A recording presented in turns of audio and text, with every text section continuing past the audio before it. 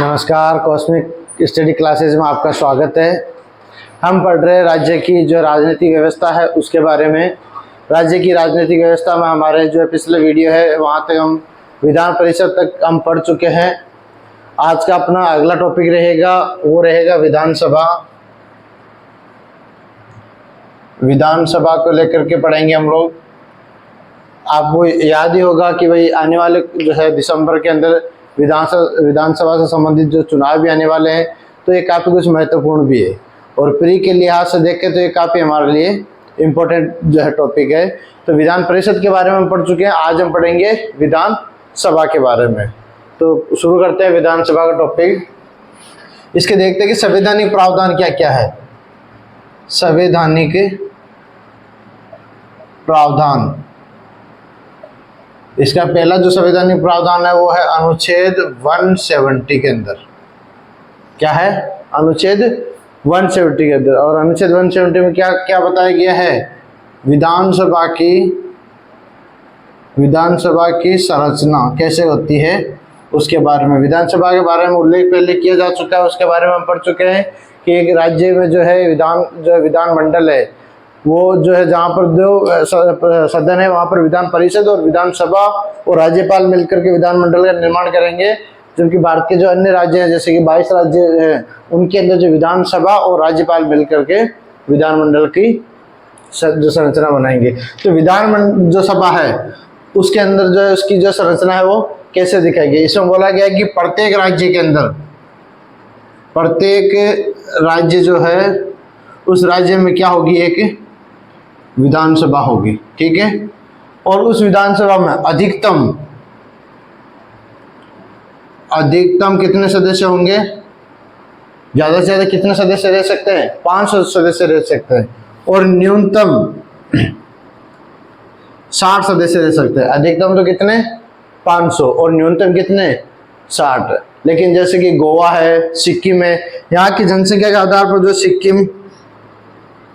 सिक्किम के अंदर जो है 32 व्यक्ति है वहाँ पर, और गोवा है, गोवा के अंदर 40 ही है। इनको विशेष जो है दर्जा दिया गया है, जो विशेष जो है दर्जे के तहत पे इनके जो सदस्य संख्या है वो कम की गई है संवैधानिक संशोधन के आधार पर। तो ये दो राज्य है जहाँ पर है, लेकिन किसी भी परिस्थिति में जो है किससे कम नहीं होना चाहिए? 30 सदस्यों से कम नहीं होना चाहिए। सदस्यों से कम नहीं, मिनिमम कितने सदस्य होने चाहिए? कम से कम 30 सदस्य होने तो आवश्यक है ही है। तो संरचना के अंदर पहली चीज ये कि अधिकतम कितने सदस्य होते हैं विधानसभा के अंदर? 500। और न्यूनतम कितने होते हैं? 60।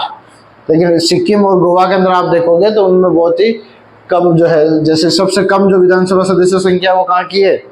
सिक्किम की। क्योंकि सदस्य संख्या किस पर निर्भर करती है?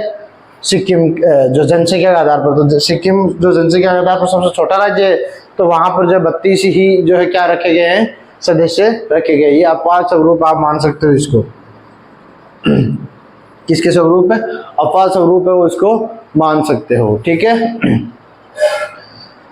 ये सदस्य संख्या होगी इसके आधार पर। अब जो किसी भी परिस्थिति में 30 से कम नहीं होने चाहिए। एक संवैधानिक जो प्रावधान किया गया है अनुच्छेद 332। कौन सा अनुच्छेद है? अनुच्छेद 332। अनुच्छेद 332 के तहत क्या होगा? विधानसभा में एससी और एसटी को क्या दिया गया है? विधानसभा सीटों पर क्या दिया गया है? आरक्षण। किस पे?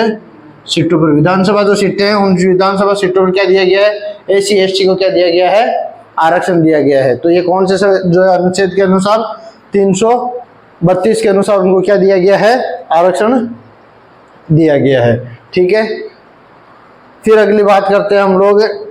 ये तो हो गया संवैधानिक प्रावधान की संरचना के अंदर की कौन कौन सा होगा, कैसा होगा। अब आगे बढ़ते हैं हम लोग। आगे है कि इसका जो चुनाव प्रक्रिया है वो कैसे होती है, यानी चुनाव प्रणाली क्या रहेगी। चुनाव प्रणाली, जैसे हमने विधान परिषद के बारे में अलग से चुनाव प्रणाली पढ़ी थी, उसमें कौन सी थी? अप्रत्यक्ष रूप से जो है, और यहाँ पर प्रत्यक्ष रूप से होगा। प्रत्यक्ष रूप से निर्वाचन होगा भाई। प्रत्यक्ष रूप से यानी कि जनता खुद जाकर के संबंधित कैंडिडेट उसके लिए वोट डालेगी। तो यहाँ पर प्रत्यक्ष चुनाव प्रणाली का क्या किया जाएगा? यूज है वो किया जाएगा। और ये प्रत्येक चुनाव के जो सदस्य होंगे इनके अलग अलग जो प्रादेशिक निर्वाचन क्षेत्र होंगे, प्रादेशिक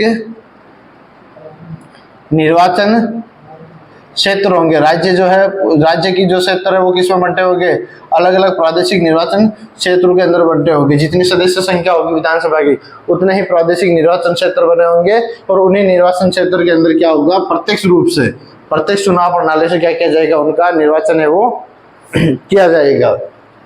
लेकिन सिक्किम जैसे राज्य है, सिक्किम के अंदर जो है एक विशेष जो है एक सीट है वो विशेष रिजर्व की गई है, किसके लिए, धार्मिक जो सीट, धार्मिक के लिए। और धार्मिक किसके, जो बौद्ध भिक्षु जो होते हैं, बौद्ध भिक्षु को प्रतिनिधित्व देने के लिए क्या किया गया, एक सीट उनके लिए रिजर्व रखी गई है। ये ध्यान रखना कि बौद्ध भिक्षु के लिए क्या रखी गई, एक सीट है वो रिजर्व रखी गई है। कहाँ पर, सिक्किम के अंदर।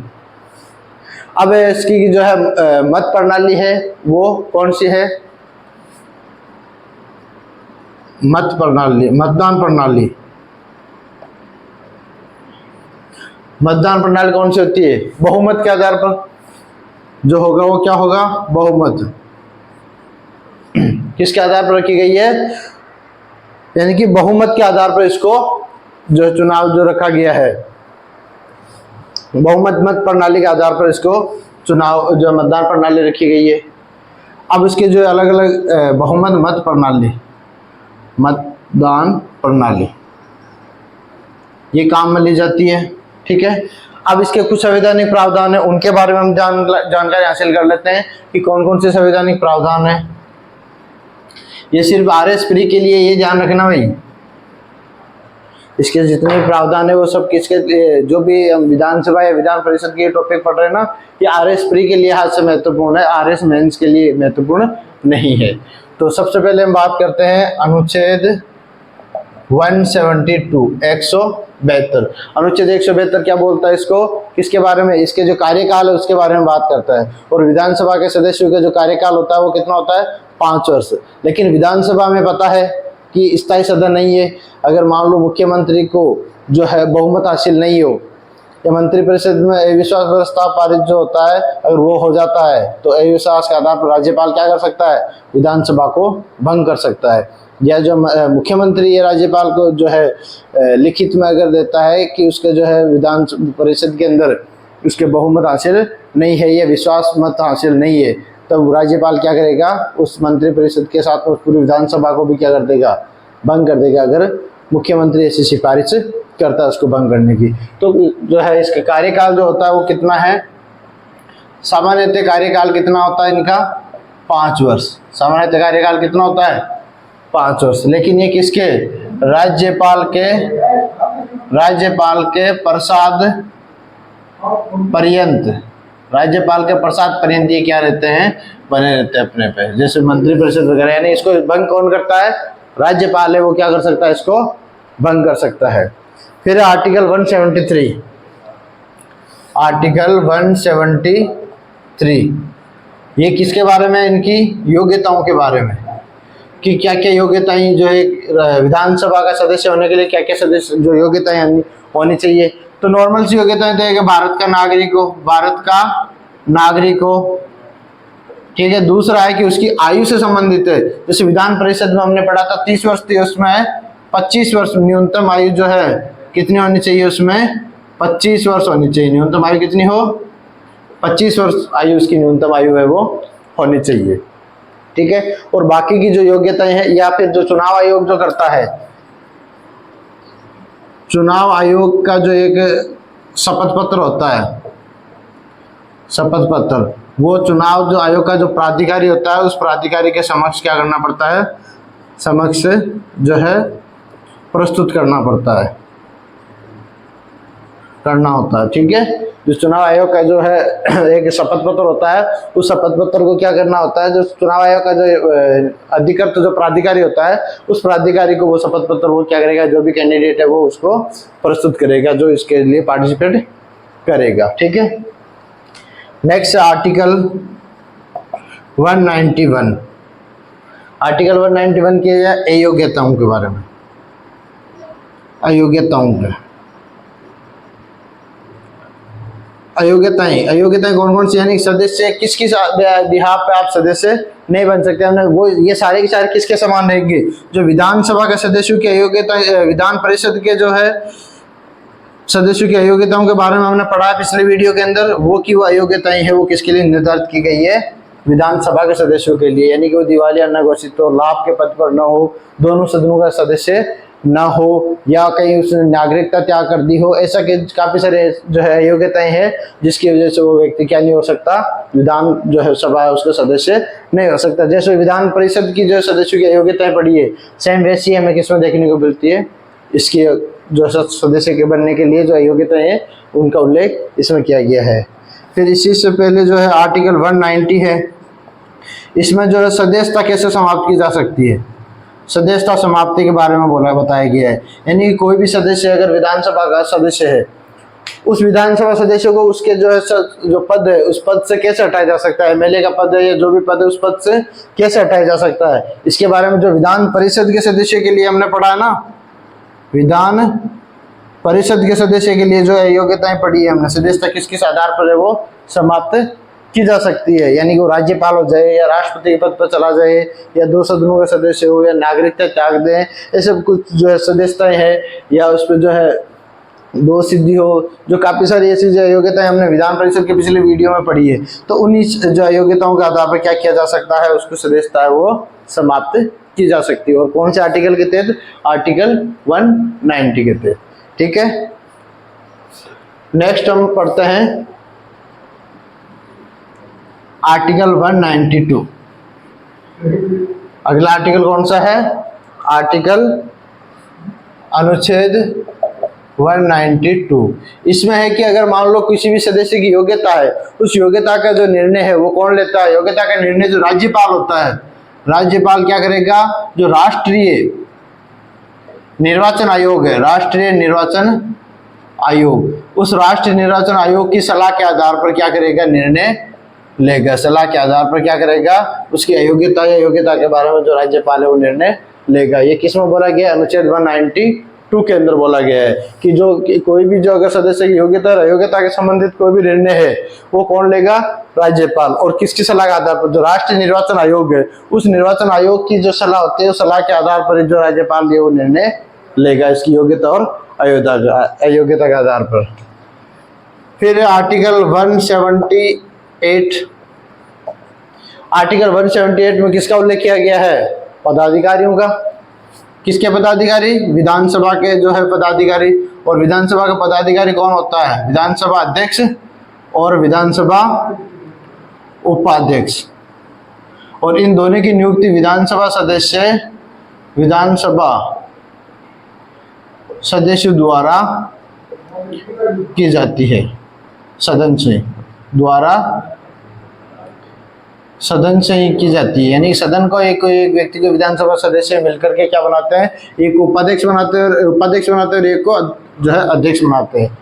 तो अध्यक्ष और उपाध्यक्ष दोनों के जो है कौन बनाते हैं, विधानसभा के सदस्य मिलकर के एक अध्यक्ष बनाएंगे, एक उपाध्यक्ष बनाएंगे, और अध्यक्ष क्या करेगा, फिर सदन की कार्यवाही है उसका संचालन करेगा, सदन की जो कार्यवाही है उस कार्यवाही का क्या करेगा, संचालन करेगा, यानी कि पीठासीन रहेगा ये, सदन की जो है सदन जब तक चलेगा तब तक ये पीठासीन रहेगा उस पद पे।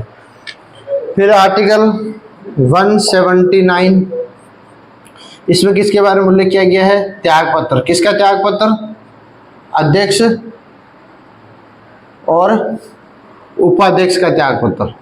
अध्यक्ष किसको त्याग पत्र संबोधित करेगा, उपाध्यक्ष को, और उपाध्यक्ष किसको करेगा, अध्यक्ष को। ठीक है, अध्यक्ष उपाध्यक्ष को और उपाध्यक्ष अध्यक्ष को, ये दोनों एक दूसरे के नाम के आधार पर क्या कर सकते हैं, पद का त्याग कर सकते हैं। अगर मान लो दोनों में अध्यक्ष हो और उपाध्यक्ष न हो तो फिर उपाध्यक्ष एक अन्य जो व्यक्ति जो उपाध्यक्ष के जो लिए कार्य करता है उस व्यक्ति के जो है नाम के आधार पर त्याग पत्र देगा। ठीक है, फिर आर्टिकल 180 इसके तहत बोला गया कि जब अध्यक्ष या उपाध्यक्ष पद पर ना हो, यानी कि इनका पद रिक्त, तो मान लो अध्यक्ष का पद रिक्त है तो अध्यक्ष की जो कर्तव्यों का निर्वहन कौन करेगा, उपाध्यक्ष।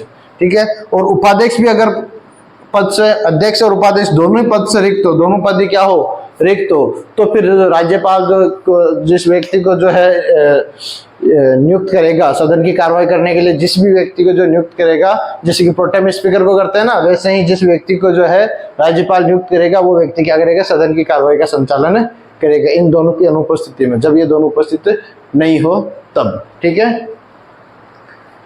नेक्स्ट आर्टिकल 181, ये हम अनुच्छेद ही पढ़ रहे हैं, इससे संबंधित जो भी है।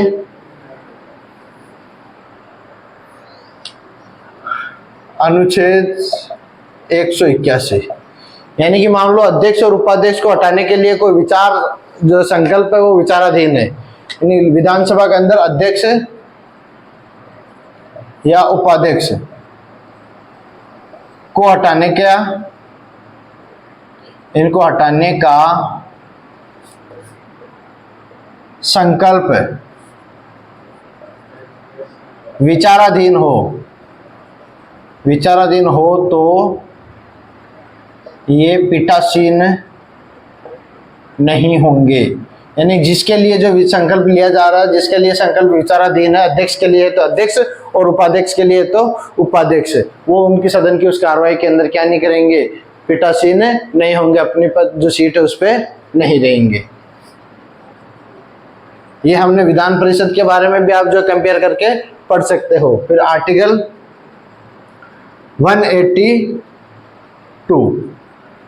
आर्टिकल 182 से पहले हम पढ़ते हैं, सॉरी ये तो विधान परिषद का है, आर्टिकल 186, और उसके अंदर भी हमने पढ़ा है आर्टिकल 186 किसको लेकर का था, विधान परिषद के जो सदस्य, जो ये अध्यक्ष और उपाध्यक्ष है, जैसे सभापति और उपसभापति का पढ़ा था हमने, वैसे इनके भी जो वेतन भत्ते हैं उनके बारे में जो उल्लेख किया गया, और इनको वेतन भत्ते किसके आधार पर मिलेंगे, यानी विधान परिषद, विधानमंडल द्वारा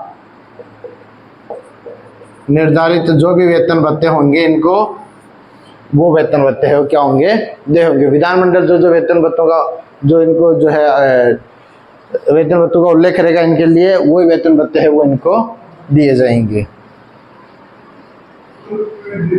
नेक्स्ट आर्टिकल 189,